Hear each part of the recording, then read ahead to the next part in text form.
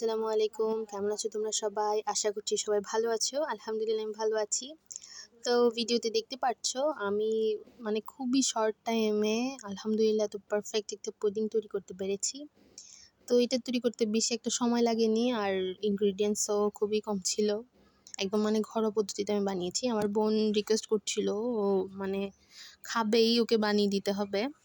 তো যাই হোক, এটা বানাতে আমার টোটাল হচ্ছে 40 মিনিটের মতো সময় লেগেছে। অনেকে বলে জাস্ট বেকিং এর টাইমটাতে যে হ্যাঁ, এটা 20 মিনিটে পুডিং তৈরি করে দিলাম, 25 মিনিটে। হ্যাঁ, এটা হতে 25 মিনিটই লাগে, বাট এটার যে প্রসেসটা এটা তো একটু লেন্দি।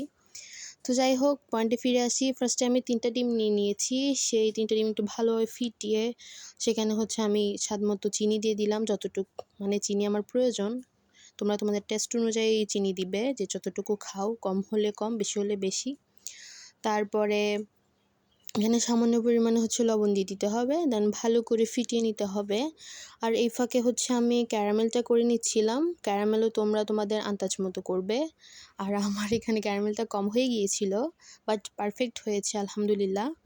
তো জাস্ট একটু করে পানি দিয়ে তোমরা এটাকে হালকা আঁচে ভালো করে মিশিয়ে যে ক্যারামেল তৈরি করে নিতে হবে। আর চুলার হিট বাড়ানো যাবে না।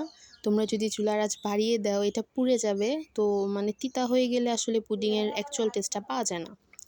তো যাই হোক, এই ফাঁকে আমি ভালো করে চিনিটা যখন গলে গিয়েছে, তারপরে আমি এখানে 1 কাপ পরিমাণে দুধ দিয়ে দিয়েছি, যেহেতু 3টা ডিমের, বেশি দুধ দিইনি। এই যে ক্যারামেল হয়ে গিয়েছে, দেখো মাশাআল্লাহ অনেক সেট হয়েছে। আর কালারটাও অবশ্যই একটু যখন কালার হয়ে যাবে, তার একটু পরেই তুলে নিতে হবে। বেশি ডার্ক কালার করা যাবে না, এটা তিতা হয়ে যাবে। তারপর একটা স্ট্রেনার দিয়ে ছেঁকে নিব। আমার বড় কোনো ছিল না আসলে, ছাঁকনি ছিল না। সেজন্য আমি চায়ের ছাঁকনি দিয়ে ছেঁকে নিয়েছি। অ্যান্ড তারপর এটা গরম পানিতে দিয়ে দিলাম, পানি ঠান্ডা থাকা অবস্থায় আমি দিয়ে দিয়েছি এটা। তারপরে এটা হয়ে গিয়েছে, অ্যান্ড দেখো কতটা পারফেক্ট হয়েছে। আমি টুথপিক দিয়ে চেক করে দেখাচ্ছিলাম। 20 মিনিট পরে আমি এটা তুলেছি। তো টুথপিক দিয়ে তোমরা এরকম ট্রাই করে দেখতে পারো। যদি ভেজা থাকে তাহলে আরেকটু দিতে হবে। তারপরে তোমরা নামিয়ে ফেলবে। অ্যান্ড তারপরে দেখো এটা কেটে নিচ্ছিলাম, অ্যান্ড মাশাআল্লাহ এটা এত ভালো হয়েছে। এটার টেস্টটা অনেক বেশি মজা ছিল। অ্যান্ড সবচেয়ে ভয়ঙ্কর সময় হচ্ছে এটা তুলা পারফেক্টলি হওয়া। অ্যান্ড আলহামদুলিল্লাহ মাশাআল্লাহ বলবে সবাই অবশ্যই। এটা অনেক ভালোভাবে হয়েছে। তো তোমরা এভাবে ট্রাই করতে পারো, আশা করছি তোমাদের কাছে ভালো লাগবে। তো ট্রাই করে জানিও কেমন হয়েছে তোমাদেরটা খেতে। বাট আমারটা সবাই অনেক বেশি পছন্দ করেছে।